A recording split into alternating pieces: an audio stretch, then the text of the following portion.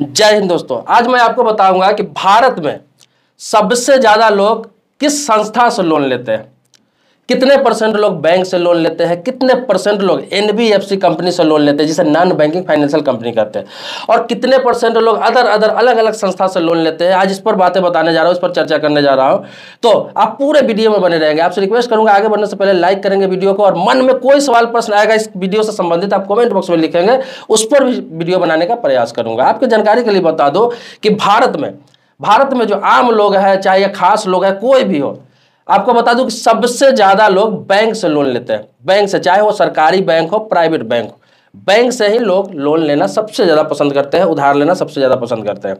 तो आपको बता दूं लगभग 83% लोग जो लोन लेते हैं, जितने लोग, उसमें से 83% लोग सिर्फ और सिर्फ बैंक से लोन लेते हैं, जो लगभग 6.5 लाख करोड़ हो जाता है। 6.5 लाख करोड़ हो जाता है। इतने लोग सिर्फ और सिर्फ बैंक से लोन लेते हैं। ये जो बता रहा हूं आपको, ये ईयरली डाटा है, सालाना डाटा है। इसके अलावा बता दूं कि एनबीएफसी से लगभग 11% लोग लोन लेते हैं। 11% लगभग लोग लोन लेते हैं, और ये रकम हो जाता है सालाना 84,000 करोड़ रुपया लगभग ये हो जाता है। अब आपको बता दूं एनबीएफसी कंपनी क्या होता है। एनबीएफसी कंपनी जिसे नॉन बैंकिंग फाइनेंशियल कंपनी कहते हैं, इसमें बहुत सारे कंपनी आ जाता है, बहुत सारे बैंक आ जाता है। जैसे आप देखते होंगे अभी छोटा छोटा, जैसे आपको बता दो कि आपको महिंद्रा फाइनेंस आपने सुना होगा नाम, बंधन फाइनेंस आपने सुना होगा नाम। इसके अलावा बहुत सारा जो ग्रुप बनाकर लोन देते हैं, आप देखते होंगे गांव में आते हैं, छोटे छोटे कॉलोनियों में आते हैं, छोटे छोटे शहरों में आते हैं, ग्रुप बना के, महिलाओं को ग्रुप बना के 10 लोगों का, 20 लोगों का, 15 लोगों का लोन देते हैं। उससे हम कहते हैं नॉन बैंकिंग कंपनी एनबीएफसी। वो एनबीएफसी के अंडर में ही रजिस्टर्ड होता है।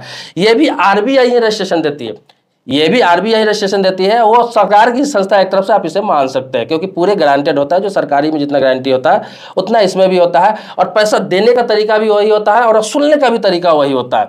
तो आपको बता दूं, मैंने बताया कि 11% लोग लगभग एनबीएफसी कंपनी से लोन लेते हैं।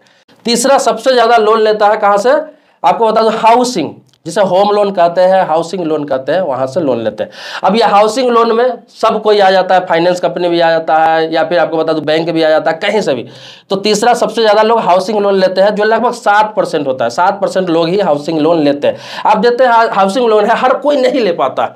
गांव में आप देखते होंगे, गांव में पूरा आप देखेंगे एक पंचायत में लगभग 6,000-7,000 की आबादी होती है, लेकिन उसमें लगभग 1 ही या 2 लोग को साल में हाउसिंग लोन मिल पाता है। इतना पेपर वर्क होता है, इतना ज्यादा फॉर्मेलिटी होता है, इतना ज्यादा उसमें डॉक्यूमेंट्स मांगे जाते हैं कि सब कोई हाउसिंग लोन नहीं ले पाता है। यह हाउसिंग लोन वही लोग ले पाते हैं जिसके पास पहले से कैपिटल है, या फिर पहले से प्रॉपर्टी है, या फिर पहले से एसेट्स है उसके पास, उसी को हाउसिंग लोन मिलता है। इसलिए तीसरा कम से कम लोग ले पाते हैं। ये पूरे लोन लेने वालों में सिर्फ 7% लोगों को ही हाउसिंग लोन मिलता है, जो ये भी सालाना लगभग 51,000 करोड़ रुपया है। 51,000 करोड़ रुपया सालाना बैंक हो या किसी भी कंपनी से लोन लेते हैं, टोटल मिला के इतना लगभग लोन फाइनेंस किया जाता है। इसके अलावा बता दूं कि चौथा जहां से लोग लोन ले लेते हैं आसानी से, देखिए किसी के पास इंश्योरेंस पॉलिसी होता है, चाहे वो एलआईसी का हो या फिर किसी भी कंपनी का हो। जैसे अपने देश में आप देखेंगे लगभग 24 इंश्योरेंस कंपनियां हैं जो आईआरडीए के अंडर में काम करती। और कहीं भी आपका इंश्योरेंस है तो होता क्या है कि आप प्रीमियम दे रहे हैं, चला रहे हैं। कोई भी इंश्योरेंस में होता है 3 साल के बाद, 3 साल के बाद आप अपने प्रीमियम के अनुसार उसमें लोन ले सकते हैं। कोई इंश्योरेंस कंपनी 30% देती है, कोई 50% देती है, जो आपका प्रीमियम जमा है उसी हिसाब से आप लोन ले सकते हैं। उसके आगे जितना भी आप जमा किए हुए हैं उसका जितना पुराना होता है, जैसे 10 साल पुराना आपका पॉलिसी हो गया हुआ है और वो 15 साल का आपका पॉलिसी है, लेकिन आपको बीच में पैसे की जरूरत पड़े तो बीच में आप उसका 75% भी ले सकते हैं, 80% भी ले सकते हैं, अगर 10 साल आपका लगभग पॉलिसी हो गया हुआ है। तो वहां से भी लोग लगभग आपको बता दूं 1% से कम ही लोग लेते हैं वहां से भी लोन। हालांकि सुविधा बहुत अच्छी है, वहां आसानी से लोन मिल जाते हैं, लेकिन 1% से कम लोग वहां से भी लोन लेते हैं। इसके अलावा आपको बता दूं प्राइवेट कॉर्पोरेट कंपनियां हैं, उससे भी लोग लोन लेते हैं। बहुत कम लोग लेते हैं, जो बड़े बड़े बिजनेसमैन होते हैं, बड़े बड़े इंडस्ट्री वाले होते हैं, तो वो लोग लोन लेते हैं, क्योंकि आम लोगों को तो वहां से लोन मिलना बहुत ही मुश्किल होता है।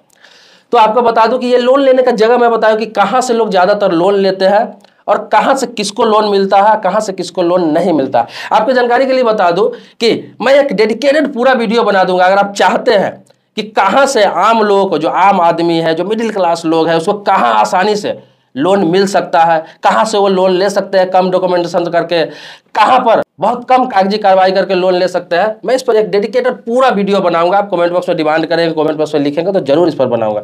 इसके अलावा मैं बता दूं कि आगे ये भी आपको बताऊंगा कि आप कहां पर पैसा कम इन्वेस्ट करके और कम समय में ज्यादा पैसा बना सकते हैं, कहां पे आपका सिक्योर पैसा है। इस सभी टॉपिक का बहुत सारा वीडियो दे भी चुका हूं और बहुत सारे वीडियो आगे बनाने वाला हूं। तो आप कमेंट बॉक्स में भर भर के लिखिए अपना जो भी मन में सवाल है, प्रश्न है, कुछ पूछना चाहते हैं, कुछ जानना चाहते हैं तो आप लिखिए कमेंट बॉक्स में। आपके टॉपिक में ही वीडियो बनाता हूं और बनाता रहूंगा। दोस्तों आपको तो पता ही है, जैसे अभी मैं बना रहा हूं, इसके अलावा भी बताता हूं आपको। बैंकिंग हो गया, इंश्योरेंस हो गया, लोन हो गया, फाइनेंस हो गया, कानून हो गया, इसके बाद रेलवे हो गया, पोस्ट ऑफिस हो गया, बहुत सारे टॉपिक को वीडियो आपको बनाता रहता हूं। इसके अलावा आप देखते हैं कि मैं टेक्निकल वीडियो कभी कभी आपको बना देता हूं। तो इतने सारे टॉपिक्स है, कोई भी टॉपिक्स आपके मन में है, नए टॉपिक वीडियो चाहिए, वो भी कमेंट बॉक्स में आप जरूर लिखिए। मिलते हैं नेक्स्ट वीडियो में एक नए मुद्दे के साथ, तब तक के लिए शुक्रिया, धन्यवाद, जय हिंद दोस्तों।